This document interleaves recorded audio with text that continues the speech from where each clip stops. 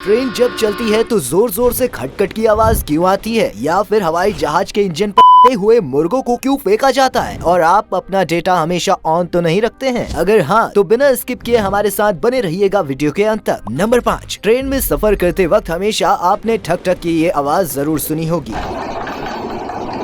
लेकिन क्या कभी आपने गौर किया है कि आप चाहे कितनी भी वीआईपी ट्रेन में बैठ जाएं, लेकिन ठक ठक की ये आवाज कभी भी नहीं जाती? तो आखिर ऐसा होता क्यों है? दरअसल हमारी ट्रेन की पटरियां आपस में जोड़ जोड़ कर बनाई जाती हैं। इनमें थोड़ी थोड़ी दूर पर काफी जॉइंट होते हैं। अब जब भी पहिया इस जॉइंट के ऊपर से गुजरता है तो ये हल्का सा बैंड होता है और ये पहिए से हल्का सा टकराता भी है, और ट्रेन के गुजरने पर पटरी का ये हिस्सा ऊपर नीचे होता रहता है। ऐसे में ट्रैक पहिए से भिड़ता है और उसी की आवाज आती रहती है। इसी जॉइंट के नीचे बेस भी लगाया जाता है, साथ ही ये शॉकर भी मूव होते नजर आते हैं। इसीलिए जब भी ट्रेन से अलग ठक ठक की आवाज आती है तो समझ लीजिएगा कि वो पटरी का कोई जॉइंट है। नंबर 4, दोस्तों शायद ये बात जानकर आपको हैरानी होगी, लेकिन हवाई जहाज पर जानबूझकर हुए मुर्गे फेंके जाते हैं। लेकिन सोचने वाली बात ये है कि ऐसा किया क्यों जाता है? दरअसल हवाई जहाज जब हवा में उड़ते हैं तो इन्हें आंधी और पानी के साथ साथ चिड़ियों के टकरा जाने का खतरा भी होता है। वहीं आसमान में उड़ती चिड़ियों का झुंड अगर हवाई जहाज से टकरा जाए तो इसमें बैठे लोगों की जान खतरे में आ सकती है। इसी वजह से जहाज बनाने वाली कंपनियां एक सिमुलेटर का इस्तेमाल करके ये चेक करती है कि कहीं प्लेन से चिड़ियों के टकराने से इंजन काम करना न बंद कर दे। वो ये भी देखती है कि टकराने से इंजन किस तरह से रिएक्ट करेगा। पैसेंजर्स की सेफ्टी के लिए ही कमर्शियल जहाजों को एक इंजन के साथ उड़ने की भी ट्रेनिंग दी जाती है। नंबर 3, स्कॉटलैंड में एक ऐसा ब्रिज है जहां कुत्ते सुसाइड कर लेते हैं और यहां अब तक 600 कुत्ते अपनी जान दे चुके हैं। ये पुल 1859 में बना था जिसका नाम ओवरटॉन ब्रिज है। 1950 से 1960 के बीच अचानक यहाँ कुत्ते सुसाइड करने लगे। यहाँ कुत्ते बिना वजह ही कूद जाते थे और 50 फीट की ऊंचाई से गिरकर मर जाते थे। यहाँ तक कि एक बार गिरने के बाद भी अगर कुत्ता किसी तरह बच जाता था तो वो दोबारा ब्रिज से कूदकर अपनी जान दे देता था। हैरानी की बात ये है कि सभी कुत्तों ने ब्रिज के एक ही तरफ से छलांग लगाई थी। ये पुल आज तक रहस्य ही बना हुआ है। कुछ लोगों का मानना है कि इस ब्रिज पर बुरी शक्तियों का साया है, तो कुछ कहते हैं कि कुत्ते पुल के नीचे मौजूद चूहों की स्मेल से अट्रैक्ट होकर ऐसा कर देते हैं। लेकिन ये बात भी कुत्तों के एक ही स्पॉट से छलांग लगाने की बात को जस्टिफाई नहीं करता और ये पुल आज भी एक मिस्ट्री बना हुआ है। नंबर 2, क्या आप जानते हैं कि कैंसर के मरीज के बाल क्यों झड़ जाते हैं? दरअसल कैंसर सेल्स को खत्म करने के लिए मरीजों को कीमोथेरेपी दी जाती है। इस थेरेपी के बाद बॉडी में नए सेल्स बनने लगते हैं जिसके चलते बाल झड़ते रहते हैं। ये कैंसर सेल्स के साथ ही हेल्दी सेल्स को भी नुकसान पहुंचाता है। ये थेरेपी बॉडी की ग्रोइंग सेल्स की ग्रोथ रोक देती है। इनके रुकने के कारण ही बाल झड़ने लगते हैं, यानी सिर के किसी हिस्से पर बाल रहते हैं तो कहीं से झड़ जाते हैं। इसी के चलते पेशेंट गंजा होकर रहने लगता है। कीमोथेरेपी का एक कोर्स होता है, जब तक ये कोर्स चलता है तब तक बाल नहीं आते, लेकिन जैसे ही कीमो की प्रोसेस पूरी हो जाती है 3-4 महीने में बाल आ जाते हैं। कई बार बाल एक साथ नहीं आते, जिसके चलते इसे शुरू में 1-2 बार गंजा होना पड़ सकता है। नंबर 1, भले ही आपको फोन में अनलिमिटेड डेटा मिल जाता हो, लेकिन कई एक्सपर्ट्स इसे हमेशा ऑन रखना ठीक नहीं मानते। ऐसा इसलिए क्योंकि डेटा ऑन रखने पर बैकग्राउंड में कई एप्स चलती रहती हैं और डेटा यूज करती रहती हैं, और इसका पूरा प्रेशर पड़ता है मोबाइल की बैटरी पर, जिसकी लाइफ कम होती रहती है और नतीजा ये निकलता है कि अच्छी खासी पावरफुल बैटरी को भी बार बार चार्ज करने की नौबत आ जाती है। कई बार तो इसी वजह के चलते फोन की बैटरी तक फट सकती है। इसलिए अगर आप भी अपने फोन का डेटा हमेशा ऑन रखते हैं तो अलर्ट हो जाइए, और अगर आप इस चैनल पर नए हैं तो वीडियो को शेयर करिए, लाइक करिए और चैनल को फॉलो करना ना भूलें।